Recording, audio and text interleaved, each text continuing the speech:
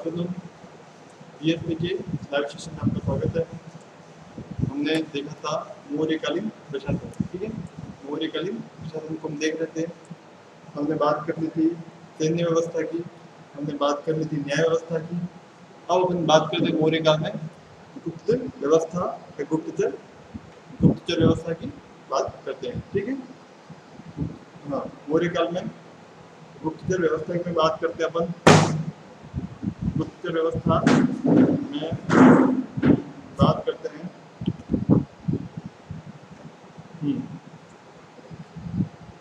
हाँ, गुप्तचर मौर्यकाल में गुप्तचर जो व्यवस्था थी, ये विभाग एक पृथक अमात्य के अधीन रखा गया था। मौर्यकाल में गुप्तचर जो व्यवस्था थी, ये विभाग एक अलग से एक अमात्य यानी मंत्री के अधीन रखा गया था। मौर्यकाल में जो गुप्तचर व्यवस्था थी, एक अमात्य को सौंप दिया गया था। यानी कि करीबन तो सबसे पहले बात करते हैं गुप्तचर व्यवस्था, गुप्तचर व्यवस्था, ठीक है। बात करते हैं गुप्तचर व्यवस्था की और उसमें अपन बात करते हैं यह जो विभाग था एक पृथक विभाग था, पृथक विभाग था। पहली विशेषता तो ये थी कि ये जो गुप्तचर विभाग था वो क्या था, पृथक विभाग था। दूसरी इसकी विशेषता थी, इसको अलग से एक मंत्री अमात्य को सौंप दिया गया था, ठीक है। इसको अलग से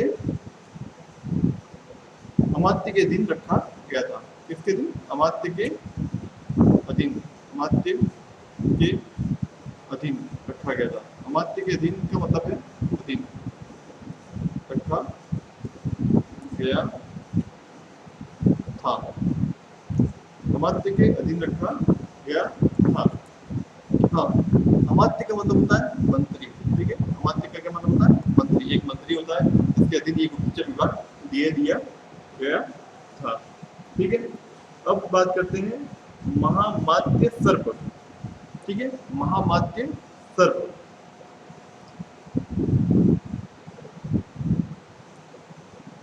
हाँ, अमात्य यानी कि जो विभाग अमात्य को अलग से दे दिया गया था, उसी को अमात्य को क्या बोला जाता था?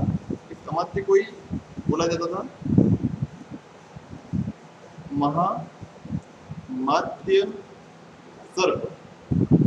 ये अमात्य को ही बोला जाता था। अमात्य को क्या बोला जाता था? महामात्य स्तर पर, ठीक है। महामात्य स्तर पर बोला जाता था। गुप्तचर विभाग के प्रधान अधिकारी अमात्य को क्या बोला जाता था? महामात्य स्तर। गुप्तचर विभाग की गुप्तचर व्यवस्था या गुप्तचर विभाग। अब अपन बात करते हैं कौटिल्य के अर्थशास्त्र में गुप्तचरों को क्या कहा जाता था? तो गूढ़ पुरुष, ठीक है। पहली बात करते हैं अर्थशास्त्र की। और ये अर्थशास्त्र किसकी पुस्तक है? तो चंद्रगुप्त, चाणक्य या कौटिल्य, ठीक है।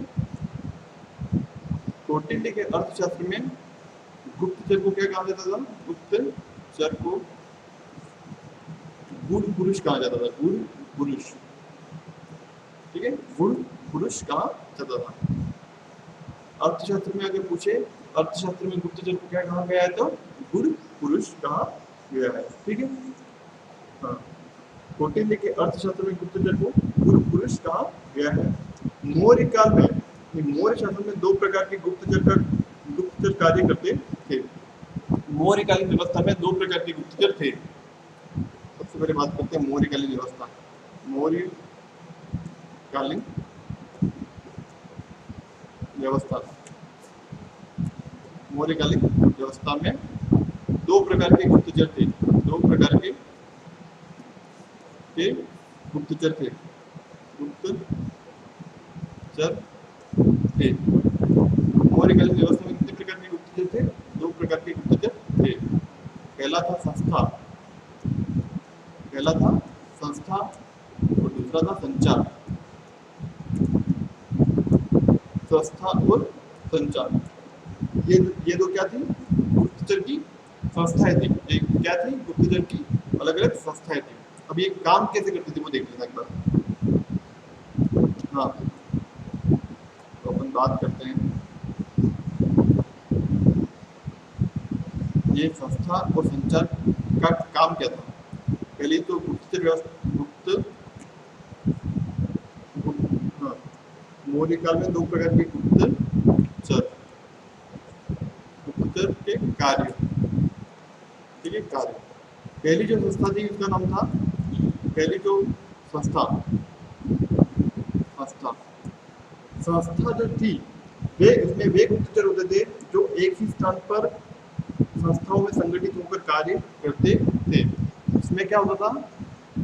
गुप्त यानी कि कहीं से सूचना प्राप्त करनी हो, यानी कि एक ही स्थान पर रहकर उसी स्थान में जो शासन के विरुद्ध कोई लोग अगर विरुद्ध बात कर रहे हैं तो उनका पता लगाना, यानी कि एक ही स्थान पर रहते हुए एक ही स्थान पर रहते हुए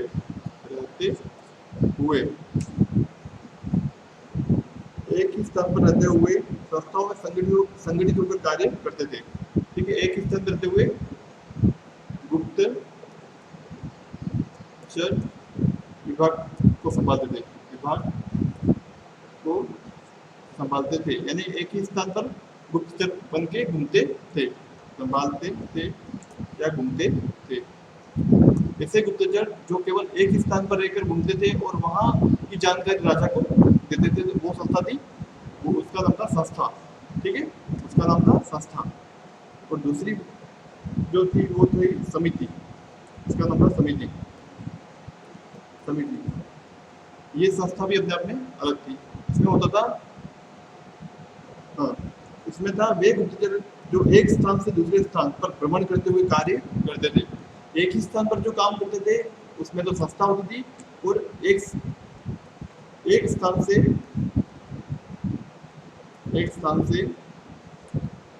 दूसरे स्थान पर घूमकर जो कार्य किया जाता था उस संस्था को कहा जाता समिति, ठीक है। तो संस्था और समिति, एक ही स्थान पर रहकर गुप्तचर का काम करने वाली संस्था को संस्था कहा जाता था, और समिति का मतलब होता था एक स्थान से दूसरे स्थान जाकर गुप्तचर विभाग को संभालना या गुप्तचर का काम करना, ठीक है। तो ये गुप्तचर के दो कार्य थे उस समय मौर्य काल में, संस्था और समिति। अब हम बात करते हैं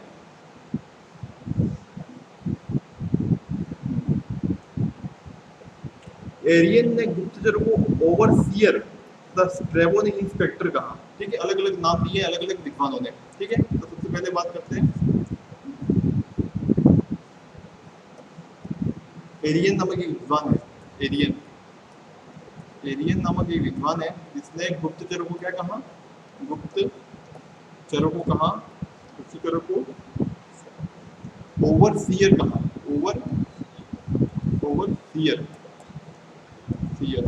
ओवरसियर कहा, ठीक है। वहीं स्ट्रैबो एक दूसरा विद्वान है, स्ट्रैबो नामक एक विद्वान है, वो इंस्पेक्टर कहता है, इंस्पेक्टर, ठीक है। गुप्तचर को क्या कहता है? इंस्पेक्टर कहता है, ठीक है। तो ये कुछ गुप्तचर व्यवस्था के बारे में हमने देखा। दो संस्थाएं थी, संचार और संस्था, ठीक है। मौर्य शासन में दो प्रकार के गुप्तचर कार्य करते थे, एक तो संस्था और एक समिति। एक ही स्थान पर रहकर काम करता था, और जो समिति थी वो एक स्थान से दूसरे स्थान पर जाकर कार्य करती थी, गुप्तचर का काम करती थी, ठीक है। तो ये जो हमने देखा गुप्तचर व्यवस्था को। उसके बाद अपन बात करते हैं आर्थिक व्यवस्था की। आर्थिक व्यवस्था, मौर्यकालीन आर्थिक व्यवस्था, ठीक है। मौर्यकाल में आर्थिक व्यवस्था कैसी थी इसकी अपन बात करते हैं, ठीक है। हाँ, वास्तव में मौर्यकाल में पहली बार राजस्व प्रणाली की रूपरेखा तैयार की गई है, ठीक है। वास्तव में अगर बात की जाए तो मौर्यकाल में पहली बार राजस्व प्रणाली की रूपरेखा तैयार की गई थी, बजट बोल सकते थे इसको। राजस्व प्रणाली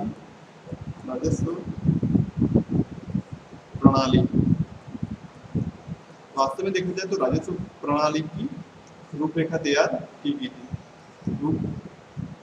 वास्तव में देखा जाए तो राजस्व प्रणाली की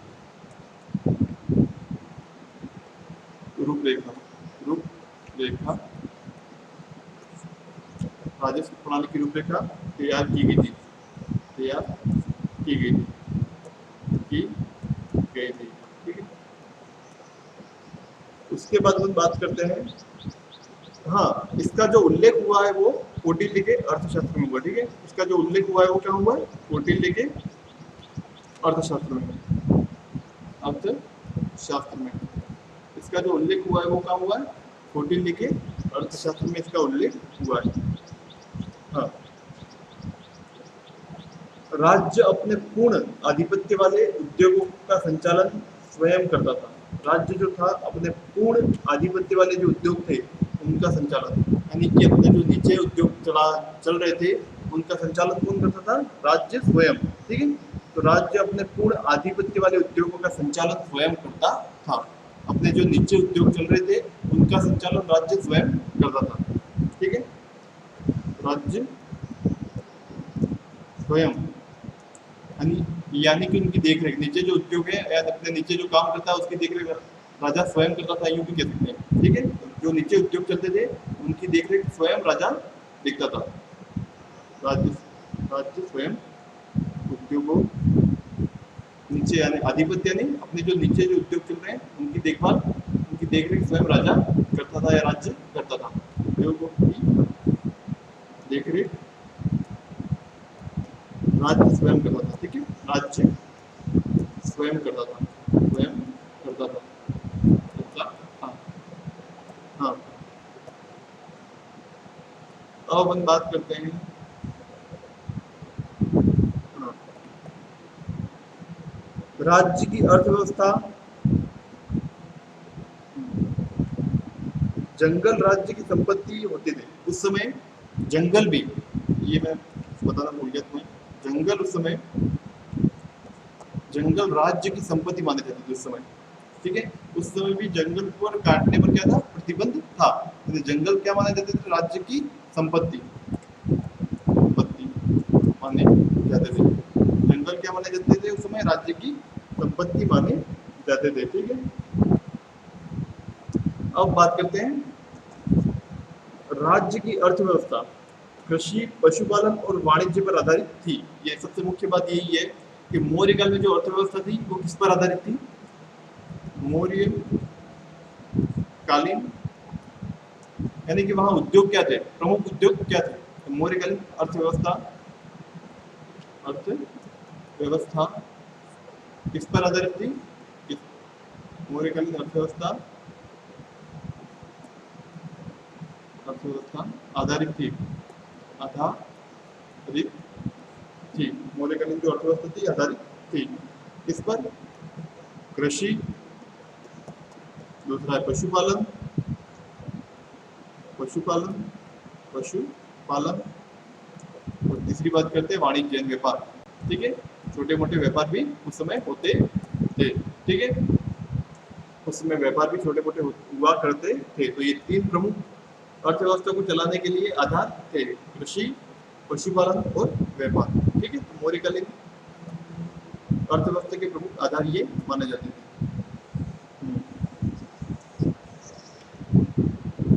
अब अपन बात करते हैं, हाँ, कौटिल्य ने अर्थशास्त्र में कृषि जुटी हुई कुछ, मैं आपको भूमि के नाम बताता हूँ जो अर्थशास्त्र में लिखी हुई है।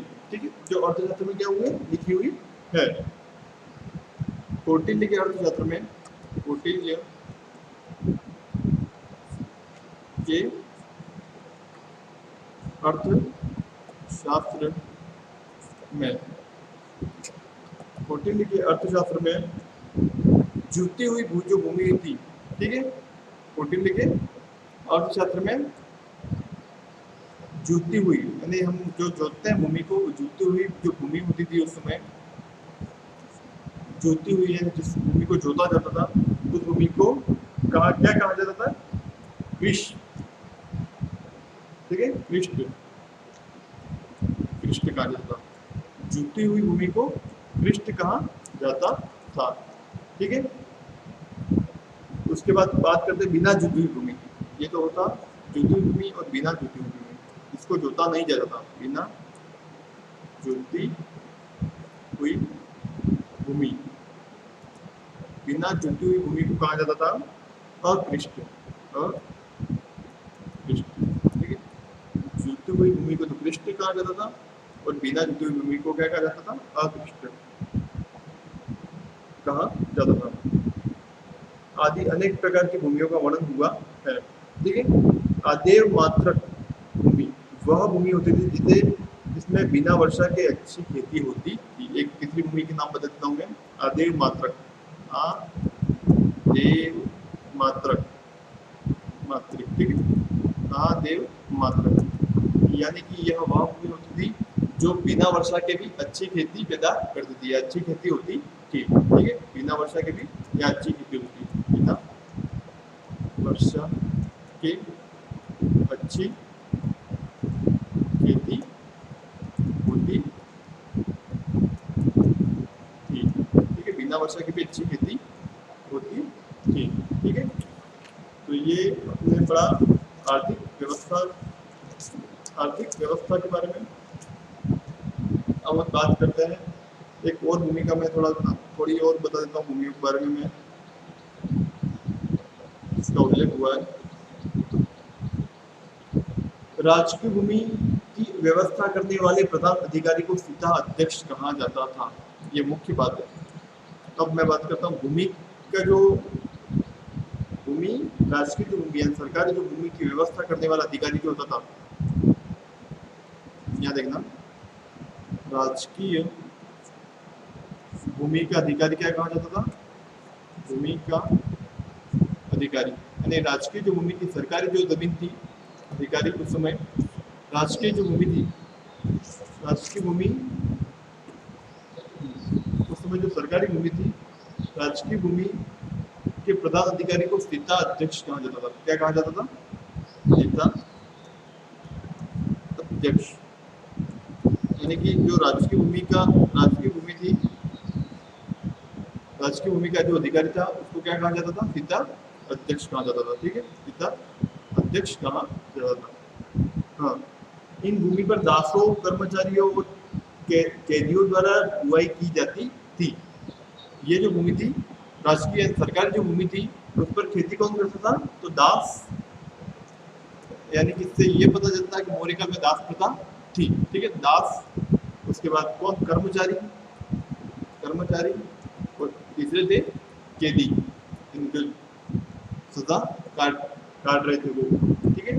तो एक तो दास, कैदी और कर्मचारी, ये राजकीय भूमि जोतने का काम करते थे, ठीक है। अब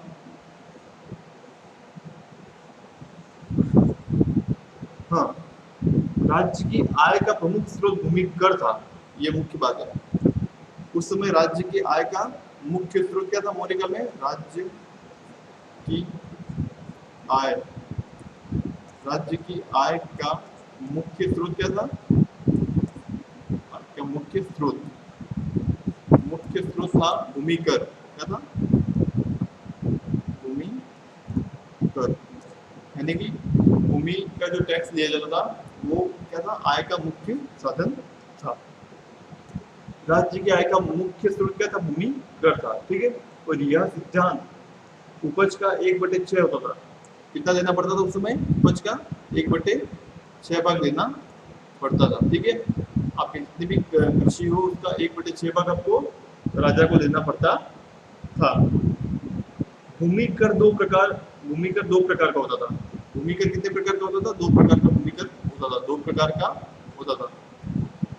कौन कौन सा? एक था सेतु कर और दूसरा था वन कर, ठीक है। भूमि कर कितना प्रकार का होता था? 2 प्रकार का। पहला था सेतु कर और दूसरा था वन कर, ठीक है। सेतु कर और वन कर, ये 2 प्रकार की उस समय भूमि थी। राजकीय आय के लिए विभिन्न प्रकार के कर लिए जाते थे, इसके बावजूद भी अनेक प्रकार के कर लिए जाते थे, ठीक है। ये तो हो गए भूमि कर, इसके बावजूद भी अनेक प्रकार के कर लिए जाते थे। हाँ, अब बात करते हैं सीता। सीता क्या है? तो राजकीय भूमि से होने वाली आय को सीता कहा जाता था। पहला है सीता, ये क्या राजकीय भूमि से होने वाली आय, ठीक है। यानी कि अपन जो टैक्स दे रहे थे उस समय जो टैक्स लिया जाता था, उस समय जो टैक्स लिया जाता था, यानी कि राज्य की आय से, ठीक है, राज्य की भूमि से होने वाली आमदनी, राजकीय भूमि से होने वाली आमदनी या कर, आमदनी या कर, जिसको क्या कहा जाता था, सीता कहा जाता था, ठीक है, सीता कहा जाता था। दूसरा है भाग, दूसरा है भाग। ये अलग अलग टैक्स है, ठीक है, ये क्या है, अलग अलग प्रकार के टैक्स। तो भाग क्या था, कृषकों के द्वारा उत्पादित सामग्री से प्राप्त कर, कृषकों के द्वारा उत्पादित कृषकों के द्वारा उत्पादित सामग्री से प्राप्त, सामग्री जो भी उगाया जाता था उस सामग्री से जो प्राप्त कर, ठीक है, इसे क्या क्या क्या कहा जाता था, भाग। यानी कि कृषकों द्वारा उत्पादित सामग्री से प्राप्त कर भाग कहा जाता था। अब अपन बात करते हैं प्रवेश, ये तीसरे प्रकार का कर था, प्रवेश, प्रवेश ये भी एक प्रकार का टैक्स था उस समय।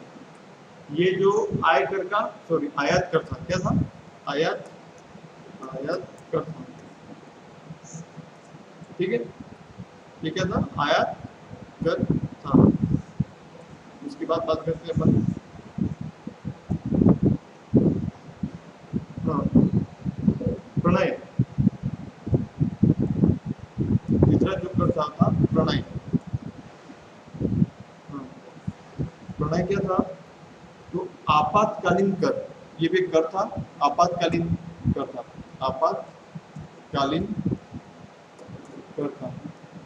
ये सब अलग अलग टैक्स है उस मौर्य काल में लिए जाने वाले। एक था बलि, ये भी कर है बलि, और जो बलि था एक प्रकार का भू राजस्व था, एक प्रकार का भू राजस्व, राजस्व एक प्रकार का भू राजस्व था। उसके बाद बात करते हैं हिरण्य, ये भी एक प्रकार का टैक्स था, हिरण्य, ठीक है, हिरण्य था, ये अनाज के रूप में न होते के नगद दिया जाता था। तो ये क्या था, नगद कर था, नगद कर था, यानी कि पैसे लिए जाते थे, अनाज नहीं लिया जाता था, नगद दिए जाते थे पैसे, नगद कर था। अनाज, हाँ, ये अनाज के रूप में न होकर के एक नगद लिया जाता था, ठीक है। उसके बाद है सेतुबद्ध, राज्य की ओर से सिंचाई का प्रबंध करना सेतुबद्ध कहलाता था। सेतुबद्ध क्या था, राज्य की ओर से सिंचाई का प्रबंध करना, ठीक है। सेतुबद्ध क्या होता था, राज्य की ओर से सिंचाई का प्रबंध करना सेतुबद्ध कहलाता था। अब अपन बात करते हैं कुछ व्यापारिक मार्गों की, ठीक है, बात करते हैं व्यापारिक मार्गों की, यानी व्यापार की। उस समय क्या व्यापार में क्या क्या होता था, उसकी बात अपन करते हैं, ठीक है। ये मैंने कर बता दी आपको, उस समय जो लिया जाता था, भूमि बता दी, भूमि को उस समय क्या कहा जाता था। अब अपन बात करते हैं मौर्यकालीन व्यापार, मौर्यकालीन व्यापार, व्यापार, मौर्यकालीन व्यापार। मौर्यकाल में व्यापार जल व स्थल दो मार्गों से होता था, ठीक है। व्यापार कहाँ से होता था, जल प्लस स्थल, जल प्लस स्थल, ये दो मार्गों से व्यापार होता था। मेगास्थनीज ने एंग्रोनोमोई नामक मार्ग निर्माण अधिकारी का उल्लेख किया है, जो मार्गों की देखभाल के साथ साथ 10 टेड़िया दूरी नापने की इकाई, ठीक है। तो मेगास्थनीज ने एंग्रोनोमोई नामक मार्ग निर्माण अधिकारी का उल्लेख किया है। पहली बात तो ये समझना, मौर्य काल में व्यापार के जो उल्लेख हुआ उसमें दो प्रकार के व्यापार होते थे, एक तो जल से और एक स्थल से, ठीक है। हाँ, इस समय जो व्यापार होता था वो किन किन देशों से होता था, तो देश अपन बता देते हैं। हाँ, देश को अपन बता देते तो उसमें पहला था रोम, दूसरा था सीरिया, ठीक है। ये जो देश थे उनसे व्यापार होता था। फारस, मिस्र, इसके बाद बात करते हैं ईरान, ठीक है। ये कुछ देश थे और अन्य कुछ और भी देश थे जिनसे मौर्य काल में व्यापार होता था। यह व्यापार पश्चिम भारत में भृगु कच्छ, पश्चिम भारत में भृगु कच्छ तथा पूर्वी भारत में ताम्रलिप्ति बंदरगाह से किया जाता था। ये जो व्यापार तो होता था, लेकिन कहाँ से होता था? व्यापार होता कहाँ था? दो बंदरगाह थे इसके लिए। अब दो बंदरगाह के नाम, ठीक है। बंदरगाह, बंदरगाह के नाम बता देता हूँ मैं। दो बंदरगाह थे, पहला था पश्चिम भारत में, पश्चिम भारत में जो बंदरगाह था उसका नाम था भृगु कच्छ, भृगु कच्छ, यानी कच्छ जो गुजरात में, भृगु कच्छ। और पूर्व भारत में था, पूर्वी भारत में जो था उसका नाम था ताम्रलिप्ति बंदरगाह, ताम्रलिप्ति बंदरगाह, ठीक है। ताम्रलिप्ति बंदरगाह, ये जो मुख्य बंदरगाह थे यहाँ से व्यापार होता था। एक तो था पश्चिम में भृगु कच्छ और पूर्व में था ताम्रलिप्ति बंदरगाह। आंतरिक व्यापार के प्रमुख केंद्र कौन से थे? आंतरिक व्यापार यानी जो देश के अंदर, ये जो व्यापार होता था वो बाहर होता था, देश के बाहर। लेकिन जो देश के अंदर व्यापार होता था उसके जो केंद्र थे वो कौन कौन से थे? ठीक है, आंतरिक व्यापार के केंद्र, आंतरिक व्यापार के केंद्र। पहला था तक्षशिला, तक्षशिला, दूसरा था काशी, तीसरा था उज्जैन, उज्जैन, चौथा था कौशाम्बी, कौशाम्बी, पांचवा था पाटलिपुत्र, पाटलिपुत्र, ठीक है। और ये था व्यापार। और अपन आगे की बात अपन कल करेंगे, आज के लिए इतना ही करते हैं। और मौर्यकालीन प्रशासन में थोड़ा और भी बाकी है अपने, ठीक है। आगे की बात अपन कल करेंगे। थैंक यू, धन्यवाद।